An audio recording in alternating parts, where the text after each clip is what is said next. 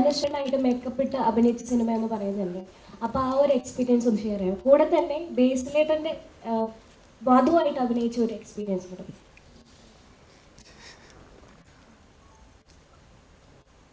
Hello, hi, എല്ലാവർക്കും നമസ്കാരം.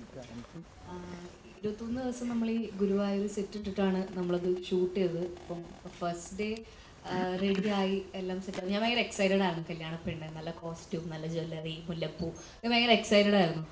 പിന്നെ രണ്ടാമത്തെ ദിവസം മൂന്നാമത്തെ ദിവസം മുതൽ എനിക്ക് മനസ്സിലായി പാളി. കാരണം പറ്റില്ല, പുറത്തിറങ്ങിയ ചൂട്, അകത്ത് കാരണം ഒരുപാട് ഈ പടത്തിൽ ആദ്യം തൊട്ട് അവസാനം വരെ ഒരുപാട് സീനിയർ ആയിട്ടുള്ള അല്ലെങ്കിൽ അല്ലാതെയും ഒരുപാട് ആർട്ടിസ്റ്റുകളുണ്ട്.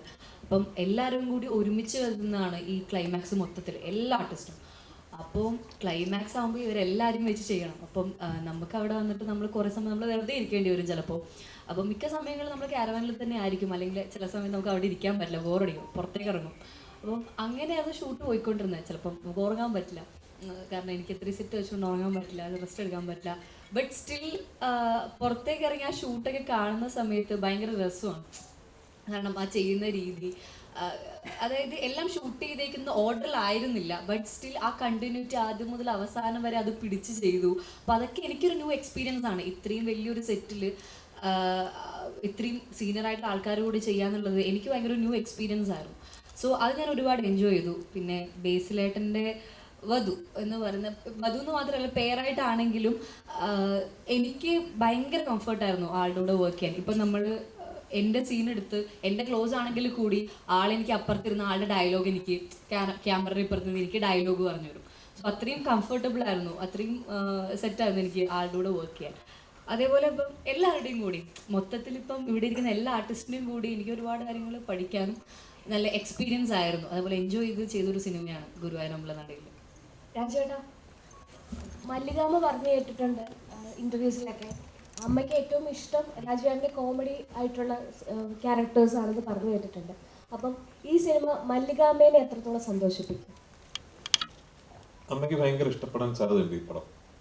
അല്ല, അമ്മയ്ക്ക് നല്ല ഇതൊരു അറ്റ്ലീസ്റ്റ് ഞാൻ പ്രതീക്ഷിക്കുന്നതാണ് കേട്ടോ. ഇപ്പം നാളെ റിലീസായിട്ട് അങ്ങനെ അല്ലല്ലോ നിങ്ങൾ പറഞ്ഞാൽ അങ്ങനല്ല. എനിക്ക് തോന്നുന്നത് ഈ സിനിമയുടെ ഏറ്റവും വലിയ ഒരു ക്വാളിറ്റി ആയിട്ട് ഞാൻ കാണുന്നത് ഈ ഹാപ്പി വ്യൂയിങ് ആണ് സിനിമ. നമ്മൾ കാണുമ്പോഴും കണ്ട് തീരുമ്പോഴും ഒക്കെ ഒരു സന്തോഷം തരുന്ന സിനിമയാണ്. ഈ ഡോപ്പമീൻ ഷോട്ട് എന്ന് പറയുന്ന പോലെ നമുക്ക് ഒരു സിനിമ കണ്ടു കഴിയുമ്പോൾ നമുക്കൊരു ഹാപ്പിയായി അല്ലേ. അപ്പോൾ അത് അങ്ങനത്തെ സിനിമകളാണ് പലപ്പോഴും ആൾക്കാർ വീണ്ടും കാണാൻ ഇഷ്ടപ്പെടുകയും ചെയ്യുന്നത്. Because you want to go back to how the film made you feel.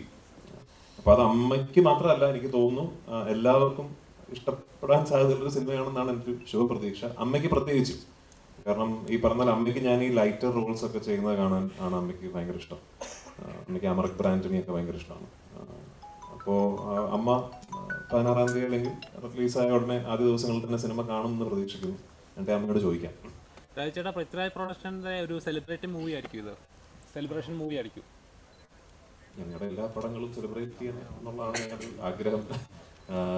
ഇത് അതെ, ഞാൻ ആ കാര്യത്തിൽ വലിയ ഭയങ്കര അഭിമാനിക്കുന്നു. ഈ സിനിമ പൃഥ്വിരാജ് പ്രൊഡക്ഷൻസിന്റെ ബാനറിലാണ്, ഞങ്ങൾ കോ പ്രൊഡ്യൂസേഴ്സ് ആണ് ഈ സിനിമയുടെ എന്നുള്ള കാര്യത്തിൽ ഞാൻ തീർച്ചയായിട്ടും അഭിമാനിക്കുന്നു. പൃഥ്വിരാജ് പ്രൊഡക്ഷൻസ് ഈ ജോണറിൽ ഉള്ളൊരു സിനിമ ആദ്യമായിട്ടാണ് ചെയ്യുന്നത്. പിന്നെ ഓഫ്കോഴ്സ് ഇതിൽ ഞങ്ങൾക്ക് E4 Entertainment ഉണ്ട്, കൂടെ ഉണ്ട്. ആൻഡ് ഈ സിനിമ ചെയ്ത എക്സ്പീരിയൻസും ഇപ്പോൾ ഈ സിനിമ റിലീസാകുന്നതിന് മുമ്പ് പറയുമ്പോഴാണല്ലോ ഒരു ഭംഗി. ഉറപ്പായിട്ടും ഞങ്ങൾ ഇനി ഒരുമിച്ച് സിനിമകൾ ചെയ്യുകയും ചെയ്യും. അപ്പോൾ അങ്ങനെ വരട്ടെ, ഒരു അഭിമാനിക്കാൻ പറ്റുന്ന ഒരു സിനിമയാകട്ടെ റിലീസിന് ശേഷവും.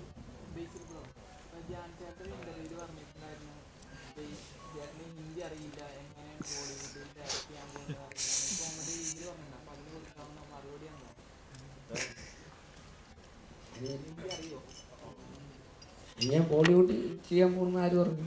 ഞാൻ അത് വെറുതെ അവര് ഹിന്ദി അറിയാം. ഞാൻ സുഗമ പരീക്ഷയ്ക്കൊക്കെ എനിക്ക് 100 മാർക്ക് പഴയ പുതിയ അറിയാം. ഇപ്പോൾ കുറച്ചുകൂടെ ഹിന്ദി സിനിമ കാണുന്ന ഒരാൾ. ഹിന്ദി മേ ബാത് കർനാ ഹൈ ക്യാ?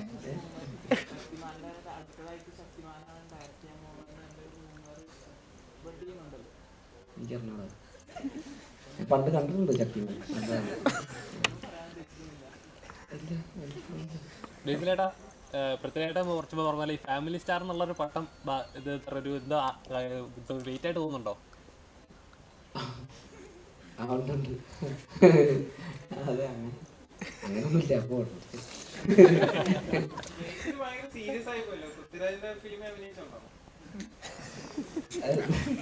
ഞാനല്ല പാട്ടൊക്കെ പാടിയത് കണ്ടായിരുന്നു. എല്ലാവരും സീരിയസ് ആയിട്ട് ഇരിക്കുന്നതുകൊണ്ട് പിന്നെ ഉറക്കം കിട്ടിയില്ല. ഇന്നലെ അതിൻ്റെ ഒരു പ്രശ്നമുണ്ട്. നന്നായിട്ട് ഉറങ്ങിയിട്ടൊക്കെ വന്ന് ഭയങ്കര കോമ്പയാണ്.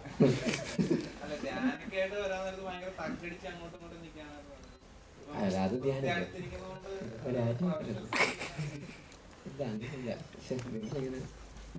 അമിതഭാരം തരല്ലേ. കഴിഞ്ഞ ദിവസം ഏതോ ഒരു സിനിമയുടെ ഷൂട്ടിൻ്റെ ഇടയിൽ പ്രാവൻകൂട്ട് ഷാപ്പിൻ്റെ ഷൂട്ടിൻ്റെ ഇടയിൽ ഒരു ചേട്ടൻ വന്ന് ഫോട്ടോ എടുത്തു. അപ്പോൾ ചേട്ടൻ ചോദിച്ചു തൃശ്ശൂരാണ് ഷൂട്ടിങ്. അപ്പോൾ ചേട്ടൻ ചോദിച്ചു ഏത് പട്ടാന്ന് പറഞ്ഞു. ഞാൻ പറഞ്ഞു പ്രാവൻകൂട്ട് ഷാപ്പ്. അപ്പോൾ ചേട്ടൻ ഇന്റർവ്യൂ പൊളിക്കണം കേട്ടാ. അപ്പോൾ പടം ഇന്റർവ്യൂവിൽ അമിത പ്രതീക്ഷയായി തുടങ്ങി. അതൊക്കെ ഒരു വൈബല്ലേ. നിഖില, ഇന്റർവ്യൂസിലൊക്കെ പറഞ്ഞു കേട്ടിട്ടുണ്ട് രാജുവേട്ടൻ്റെ കൂടെയൊക്കെ കുറേ സ്ലോ മോഷൻ സീൻസും കാര്യങ്ങളൊക്കെ ഉണ്ട് എന്ന് പറഞ്ഞു കേട്ടിട്ടുണ്ടായിരുന്നു. അപ്പം രാജുവേട്ടനിൽ നിന്ന് ഒരു നടി എന്ന നിലയിൽ രാജുവേട്ടനിൽ നിന്ന് എന്തൊക്കെയാണ് പഠിക്കാൻ പറ്റുക?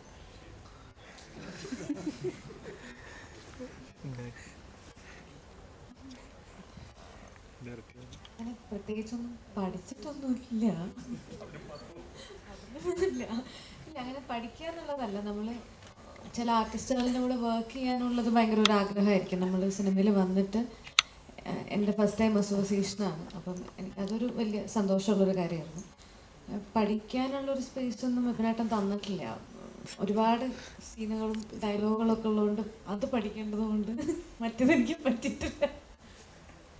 ഇല്ല, അങ്ങനെ ഒരാളുടെ അടുത്തുനിന്ന് പഠിക്കുക എന്ന് പറയുന്നത് അഭിനയിക്കുന്ന സമയത്ത് എന്നുള്ളതല്ലല്ലോ. ഇപ്പോൾ ഗ്രാജുവലി ഇപ്പോൾ എല്ലാ ദിവസങ്ങളും നമ്മൾ പ്രൊമോഷൻ്റെ ഭാഗമായിട്ടൊക്കെ കാണുമ്പോഴാണ് നമ്മൾ കൂടുതൽ പരിചയപ്പെടുന്നതും സംസാരിക്കുന്നതും ഒക്കെ. ബേസിക്കലി ഒരുമിച്ച് അഭിനയിക്കാനത് ഒരുപാട് നേരം കൂടെ കിട്ടില്ല ബേസിക്കലി. അപ്പോൾ ഒരു കഥ പറയാനൊക്കെ ട്രൈ ചെയ്തു. അല്ലെങ്കിൽ മാനസം പൃഥ്വിരാജിന്റെ മാനസങ്ങളൊക്കെ പഠിച്ചു.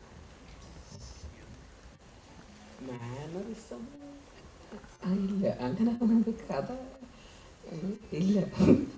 പക്ഷെ എനിക്കിങ്ങനെ ഒരുപാട് ചോദ്യങ്ങളൊക്കെ ചോദിക്കാനുണ്ടായിരുന്നു. എനിക്ക് ആദ്യമൊക്കെ എനിക്ക് നമുക്ക് ഒരു പേടി ഉണ്ടാവുമല്ലോ. ഇപ്പോൾ അല്ലേ, ഞാനും അങ്ങനെ അധികം മുമ്പ് ഞാൻ സംസാരിച്ചിട്ടൊന്നുമില്ല. എല്ലാവരെയും പോലെയൊക്കെ തന്നെയാണ്.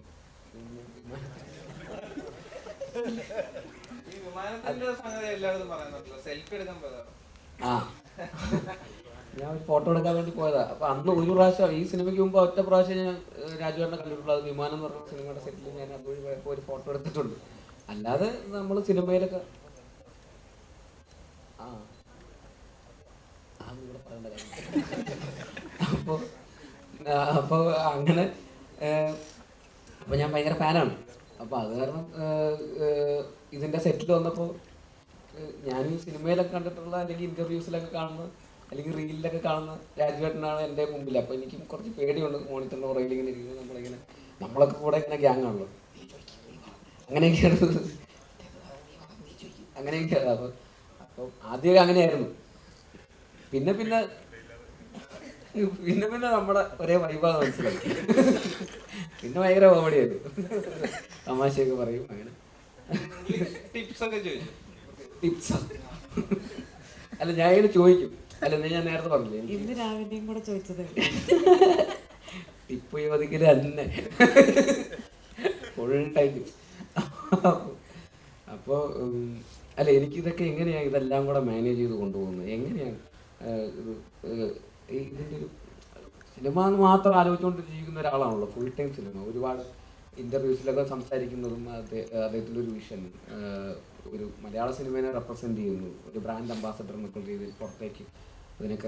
അപ്പോൾ ഇതൊക്കെ അങ്ങനത്തെ ആസ്പിറേഷൻസ് ഉള്ള ഒരാൾ. അപ്പോൾ ഇതൊക്കെ എനിക്കും ഭയങ്കര, ഞാനും അങ്ങനെ കുറച്ച് അംബീഷ്യസ് ഒക്കെ ഉള്ള ഒരാളാണ്. അപ്പോൾ എനിക്കും ഈ പറയുന്നത് ഭയങ്കര റിലേറ്റബിൾ ആണ് അങ്ങനത്തെ കുറേ കാര്യങ്ങളൊക്കെ. അപ്പോൾ എനിക്കും ആഗ്രഹമുണ്ട് ഇതൊക്കെ എങ്ങനെയാണ് ഇതൊക്കെ കൂടെ മാനേജ് ചെയ്ത് എങ്ങനെയാണ് കൊണ്ടുപോകുന്നത്, കണ്ടിന്യൂസ്ലി ഇങ്ങനെ കൺസിസ്റ്റൻ്റ് ആയിട്ട് ഇതെല്ലാം മാനേജ് ചെയ്യും. പിന്നെ അവിടെ എങ്ങനെയാണ്, അവിടുത്തെ വർക്കിംഗ് എങ്ങനെയാണ്, ഇവിടെ എങ്ങനെയാണ്, ഇവിടുത്തെ സ്റ്റൈൽ എങ്ങനെയാണ്, ഇങ്ങനെയൊക്കെ ആയിട്ട്. പിന്നെ പഴയ കഥകൾ, ഒരുപാട് സിനിമകളിലെ കഥകളും തമാശകളൊക്കെ അങ്ങനെയൊക്കെ. ഇപ്പോൾ ചെറിയ പ്രായത്തിൽ സിനിമയിൽ അഭിനയിക്കാൻ തുടങ്ങിയ ഒരാളെന്നുള്ള രീതിയിൽ ഇത്രയും വർഷത്തെ എക്സ്പീരിയൻസ് ഉണ്ടല്ലോ.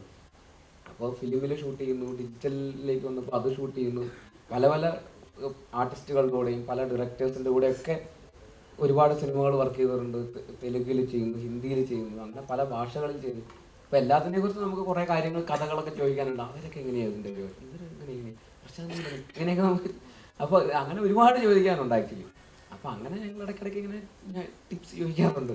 എനിക്ക് ബേസിൽ ഒരുപാട് വർക്കൊക്കെ ചെയ്ത് ടയർഡൊക്കെ ആയില്ലെങ്കിൽ ഒരുപാട് കാര്യങ്ങളൊക്കെ ഏറ്റെടുത്ത് ചെയ്യാൻ നേരത്ത് വിനീഷ് ഫിനോസ് ഇടയ്ക്ക് വിളിച്ചിട്ട് ചോദിക്കും, എടാ നീ ഓക്കെ അല്ലേ എന്നങ്ങനെ ചോദിക്കുമെന്ന് പറഞ്ഞിട്ടുണ്ട്. അതൊക്കെ നമ്മുടെ വൃത്തിക്ക് പറ്റിയത് സംഗതിയാ. ഈ എല്ലാം കൂടെ ആ പരിപാടിയാണോ ഈ പറഞ്ഞത്? പറഞ്ഞു വിനീതേട്ടൻ പറഞ്ഞു. അതായത് വിനീതേട്ടൻ ഈ പറയുന്ന പോലെ ഞാൻ എന്താ കുറേ എല്ലാം കൂടെ ഞാൻ പ്രാന്തായിട്ടിരിക്കുമ്പോൾ ഒരു വിനീതേട്ടൻ എൻ്റെ അടുത്ത് വിളിച്ചിട്ട് ഒരു ദിവസം, എടാ നീ ഓക്കെ ആണോ, എല്ലാവരും എന്തെങ്കിലും ഡേറ്റ് മറ്റേത് അതെപ്പോൾ വരും ഇപ്പോൾ വരും ഇങ്ങനെയൊക്കെയാണല്ലോ ചോദിക്കുക. അപ്പോൾ ഒരാൾ പെട്ടെന്ന് ഓക്കെ അല്ലേ എന്ന് ചോദിച്ചപ്പോൾ എനിക്ക് അങ്ങനെയൊക്കെ ആൾക്കാർ അത് ഭയങ്കര ഇതായിരുന്നു. അപ്പോൾ അതിനെക്കുറിച്ച് വിനീതേട്ടൻ ഒരു ഇന്റർവ്യൂവിൽ പറഞ്ഞു.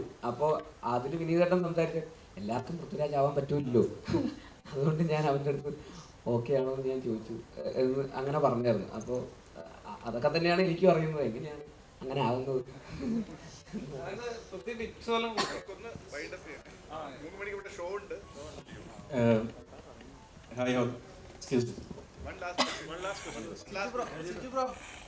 എത്രത്തോളം സ്വപ്നതുല്യമാണ് ഈ സിനിമ? ഇപ്പം രാജുവേട്ടൻ തന്നെ കഴിഞ്ഞ ഒരു ഇന്റർവ്യൂ പറഞ്ഞു, പഴയ ഒരുപാട് നാളിന് ശേഷമാണ് കാരവാന് പുറത്ത് ഇതുപോലൊരു പഴയ കാലഘട്ടത്തെ ഓർമ്മിപ്പിക്കുന്ന രീതിയിൽ ആ സിനിമ സെറ്റിലെ അനുഭവങ്ങളെന്ന് പറഞ്ഞു.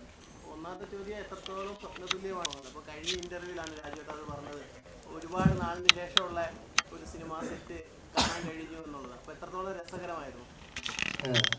ഇതെൻ്റെ രണ്ടാമത്തെ സിനിമയാണ്, രോമാഞ്ചത്തിന് ശേഷമുള്ള. രണ്ടാമത്തെ സിനിമയിൽ എനിക്ക് ഇവരുടെയൊക്കെ അടുത്തിരിക്കാൻ പറ്റുന്നതൊന്നും സ്വപ്നം പോലും കണ്ടിട്ടുള്ളതല്ല. എത്രയോ പേരൊക്കെ എത്രയോ പടങ്ങൾക്ക് ശേഷമായിരിക്കും അവർക്കൊക്കെ ഇതുണ്ട്. പക്ഷേ അത് രാജേട്ടനും മീസേനും ഇവരൊക്കെ നമ്മൾ പരിഗണിക്കുന്നതാണല്ലോ ഇവിടെ വന്നിരിക്കാനും പറ്റുന്നതും നിങ്ങൾക്ക് ഇപ്പോൾ എന്നോട് ചോദ്യം ചോദിക്കാൻ പറ്റുന്നതല്ല. പിന്നെ ലൊക്കേഷനുള്ള എക്സ്പീരിയൻസ് എന്ന് വെച്ച് കഴിഞ്ഞാൽ വിപിൻ ചേട്ടൻ ഭയങ്കര സപ്പോർട്ടീവാണ്. നമുക്ക് പേടിയുണ്ട്, കാരണം ഇവരൊക്കെ ഭയങ്കര സീനിയർ ആർട്ടിസ്റ്റുകളാണ്. പക്ഷേ വിപിൻ ചേട്ടൻ എപ്പോഴും നമ്മുടെ അടുത്ത് ആരും എപ്പോഴും നമ്മളെപ്പോഴും കംഫർട്ടാക്കി തന്നെ നിർത്തും, അടിപൊളിയായിട്ട് തന്നെ നിർത്തും. പിന്നെ ഞാനും സാഫ്, ജോമോന്, അശ്വിന് ഞങ്ങളായിരുന്നു ഒരു ഗ്യാങ്ങായിട്ട് പോയിക്കൊണ്ടിരുന്നു. അപ്പം പടം കാണുമ്പോഴേ നിങ്ങൾക്കത് മനസ്സിലാവും. അപ്പം അടിപൊളിയാണ്, സ്വപ്നതുല്യം അതിനപ്പുറമൊക്കെയാണ് ഇത് കാണാൻ പറ്റും. Hi all, myself Vino Janardhanan. ഞാനൊരു പൃഥ്വിരാജ് സാർ, ബ്ലെസ്സി സാർ ഒരു അതിനു മുമ്പ് ആടുജീവിതം തിയേറ്ററിൽ കണ്ട് സ്പീച്ച്ലെസ് ആയിട്ടുള്ള ഒരാളാണ്. ഗ്രേറ്റ്. ബ്ലെസ്സി സാർ ഒരു ഇൻ്റർവ്യൂവിൽ മാതൃഭൂമിയുടെ ഒരു ലിറ്ററേച്ചർ ഫെസ്റ്റിവൽ പറഞ്ഞു, പൃഥ്വിരാജ് എന്ന് പറയുന്ന ആക്ടറുടെ കണ്ണുകളിൽ എപ്പോഴും ഒരു തിളക്കം ഉണ്ടാവും. ആടുജീവിതത്തിൽ കാസ്റ്റ് ചെയ്യുമ്പോൾ ആ തിളക്കം മാറ്റുക എന്നുള്ളതായിരുന്നു എൻ്റെ ഏറ്റവും വലിയ ചലഞ്ച്. ആടുജീവിതം കഴിഞ്ഞിട്ട് പിന്നീട് ക്യാരക്ടേഴ്സ് സെലക്ട് ചെയ്തപ്പോൾ ഈ ഇതിൽ നമ്മുടെ ഗുരുവായൂരെ പോലെയുള്ള ക്യാരക്ടേഴ്സ് വരുമ്പോൾ അതിൽ നിന്ന് മറ്റ് ക്യാരക്ടേഴ്സിലേക്ക് മാറാനൊരു ബുദ്ധിമുട്ടുണ്ടായിരുന്നു, ഒരു ചലഞ്ചിങ് ആയിരുന്നു. ഇത് നമ്മളെ എനിക്ക് ആക്ടേഴ്സ് ജനറലി ഒരു സിനിമ കഴിയുമ്പോൾ, കുറച്ച് സിനിമകൾ ചെയ്ത് കഴിയുമ്പോൾ, ഒരു സിനിമ ചെയ്ത് കഴിഞ്ഞിട്ട് ആ ക്യാരക്ടറുമായിട്ട് അങ്ങ് ഡിസസോസിയേറ്റ് ചെയ്യാൻ പഠിക്കും. നമ്മൾ സബ് കോൺഷ്യസ്ലി നമ്മൾ പഠിക്കും. ഒരു ഇപ്പോൾ ഗുരുവായൂരമ്പലം നടയിൽ കഴിഞ്ഞിട്ട് ഞാൻ സംവിധാനം ചെയ്യുന്ന സിനിമയിൽ ഞാനൊരു ചെറിയ വേഷം ചെയ്യുന്നുണ്ട്. അപ്പോൾ എനിക്ക് ആനന്ദൻ ആ സമയത്തുള്ള കാര്യങ്ങളൊക്കെ എൻ്റെ മനസ്സിൽ സബ് കോൺഷ്യസ്ലി ഒരു എഫേർട്ട് എടുക്കാതെ തന്നെ അത് പോകും. പക്ഷെ ആടുജീവിതത്തിനെ സംബന്ധിച്ചിടത്തോളം മറ്റ് സിനിമകളെ പോലെ അല്ല. കാരണം ഒരു 10-16 വർഷക്കാലം ആ സിനിമയ്ക്കൊപ്പം യാത്ര ചെയ്തത് കൊണ്ട് അങ്ങനെ ഫുള്ളി അതങ്ങ് ഡിസസോസിയേറ്റ് ചെയ്തിട്ട് ഇനി ഇല്ല എന്നുള്ളൊരു, ഇപ്പോഴും ചില സമയങ്ങളിലൊക്കെ ഞാൻ ആ കഥാപാത്രത്തെ കുറിച്ചൊക്കെ ഇനിയിപ്പോൾ ചിന്തിച്ചിട്ട് കാര്യമൊന്നുമില്ല, കാരണം സിനിമ റിലീസ്. പക്ഷെ എന്നാലും ചിലപ്പോൾ ചിന്തിക്കാറൊക്കെ ഉണ്ട്.